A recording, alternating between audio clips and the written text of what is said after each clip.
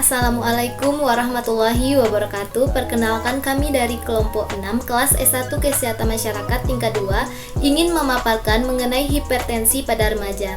Video ini adalah bagian dari tugas mata kuliah Promosi Kesehatan Pariwisata yang mana kami dibimbing oleh dosen kami yaitu Ibu Tika Ramadanti SKM MKM. Baiklah, saya Diva Oktalestari, aku moderator kali ini. Dan anggota kami terdiri dari pemateri pertama yaitu Ibra Haria Zahra, pemateri kedua Tiara Febri Nelpayanti, pemateri ketiga Iva Mazelina, pemateri 4 Muhammad Ilham, pemateri 5 Amelinda Jufri, pemateri 6 Ranti Marsyanda. Sebelum kita ke pemateri, saya sebagai moderator akan menjelaskan sedikit apa itu hipertensi. Hipertensi merupakan kondisi medis di mana tekanan darah dalam arteri meningkat secara persisten. Tekanan darah yang tinggi dapat menyebabkan kerusakan pada organ tubuh seperti jantung, pembuluh darah, ginjal, dan otak. Itulah sedikit penjelasan dari saya. Mari kita lanjutkan pada para pemateri kita. Untuk narasumber pertama, Ibra Haria Zahra, kita persilakan. Assalamualaikum warahmatullahi wabarakatuh. Saya Ibra akan membacakan definisi hipertensi.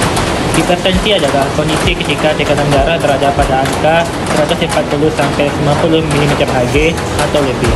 Hipertensi memiliki istilah the silent killer atau penyakit yang bisa membunuh secara diam-diam karena pada umumnya penderita tidak mengalami gejala apapun sampai tekanan darahnya tinggi atau mengancam nyawa. Sekian, terima kasih. Baiklah, saya akan menjelaskan penyebab dari hipertensi. 1. Riwayat keluarga. Jika kita memiliki riwayat keluarga saudara yang menderita hipertensi, maka kita memiliki risiko untuk mengalami hipertensi yang lebih tinggi. Nah, selanjutnya pola makan tidak sehat, seperti kebiasaan mengkonsumsi makanan tinggi garam, rendah serat, serta tinggi lemak jenuh. Selanjutnya, kurangnya aktivitas fisik. Kurangnya aktivitas fisik dapat menyebabkan bertambahnya berat badan yang meningkatkan risiko terjadinya tekanan darah tinggi.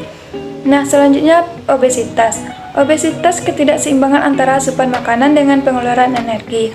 Obesitas berhubungan dengan jumlah kolesterol jahat dan trigliserida di dalam darah sehingga dapat meningkatkan risiko hipertensi. Selanjutnya, mengonsumsi alkohol yang berlebih dapat merusak pembuluh darah di seluruh tubuh seperti arteri menuju kepala yang menjadi penyebab hipertensi pada usia muda. Jika saraf pusat terganggu, pasokan darah yang berisi oksigen akan terhambat. Akibatnya, peningkatan tekanan darah pun terjadi. Selanjutnya, stres. Pada saat seseorang mengalami stres, maka akan terjadinya perubahan pola makan, malas beraktivitas, serta melampiaskan dengan merokok yang berlebih dan mengkonsumsi alkohol yang berlebih. Secara tidak sadar, dapat menyebabkan hipertensi. Baiklah, saya akan melanjutkan materi tentang gejala hipertensi. Adapun gejala hipertensi yaitu yang pertama, nyeri pada kepala, kadang disertai mual dan muntah akibat tekanan darah di otak. Yang kedua, penglihatan kabur akibat kerusakan retina karena hipertensi. Yang ketiga, sering buang air kecil karena peningkatan aliran darah ginjal. Dan yang keempat, pembengkakan bagian tubuh akibat peningkatan tekanan kapiler. Saya akan menyampaikan faktor risiko hipertensi. Faktor risiko hipertensi terbagi dua, yaitu A. Faktor hipertensi yang tidak dapat diubah. 1. Riwayat kekeluargaan atau genetik. 2. Usia. Tekanan darah cenderung lebih tinggi seiring bertambahnya usia. Meskipun demikian, remaja juga dapat mengalami hipertensi. B. Faktor risiko hipertensi yang dapat diubah. 1. Pola makan tidak sehat. 2. Kurangnya aktivitas fisik. 3. Kegemukan. 4. Konsumsi alkohol yang berlebihan. 5. Merokok. 6. Stres. Baiklah, selanjutnya akibat hipertensi tidak terpantau. Yang pertama, penyakit stroke. Tekanan darah tinggi merupakan faktor risiko paling umum dari stroke. Yang kedua, gagal ginjal. Dinding pembuluh darah menebal dan diameter menyempit, menyebabkan berkurangnya suplai darah sehingga fungsi ginjal menurun. Yang ketiga, penyakit jantung.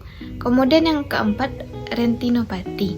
Adalah suatu keadaan yang ditandai dengan kelainan pembuluh darah, retina, pada penderita hipertensi. Yang kelima, kematian dini. Sekian dari saya. Baiklah, saya akan melanjutkan materi dari pemateri sebelumnya, yaitu materi saya tentang pencegahan hipertensi. Sebelumnya teman saya telah menjelaskan tentang faktor risiko terjadinya hipertensi. Di antaranya bisa terjadi serangan jantung, stroke, bahkan kematian. Nah, untuk menghindari hal-hal tersebut, ada beberapa cara untuk mencegah terjadinya hipertensi. Di antaranya, yang pertama yaitu berolahraga secara teratur. Dengan berolahraga secara teratur akan membuat tubuh kita memompa darah lebih optimal sehingga metabolisme dan aliran darah kita menjadi lebih lancar. Yang kedua yaitu mengurangi asupan natrium. Kandungan natrium yang terdapat pada garam akan membuat tubuh kita menahan cairan sehingga tekanan darah kita menjadi meningkat. 3. Yaitu mengatur pola makan. Ini bisa kita kaitkan dengan menu gizi seimbang seperti kita mengkonsumsi sayuran, buah-buahan, makanan yang mengandung kalsium, kalium, dan magnesium. Dengan kita mengatur pola makan kita, ini juga akan membantu mengontrol tekanan darah kita. Dan yang terakhir yaitu mengurangi stres. Kenapa stres bisa membuat kita hipertensi? Karena saat kita stres, terjadinya peningkatan hormon adrenalin sehingga tekanan darah kita menjadi lebih naik. Sekian pemaparan materi dari saya. Terima kasih. Assalamualaikum warahmatullahi wabarakatuh. Setelah penyampaian materi tadi, kita dapat menyimpulkan bahwa hipertensi pada remaja sering terjadi secara asimptomatik dan dapat menjadi lanjutan dari masa kanak-kanak. Penyebab utama hipertensi pada remaja adalah hipertensi esensial 80% dan penyakit ginjal. Tujuan penanganan hipertensi pada remaja adalah menurunkan tekanan darah di bawah persentil ke 95 dan mencegah komplikasi. Demikianlah yang dapat kami sampaikan, semoga bermanfaat bagi kita semua.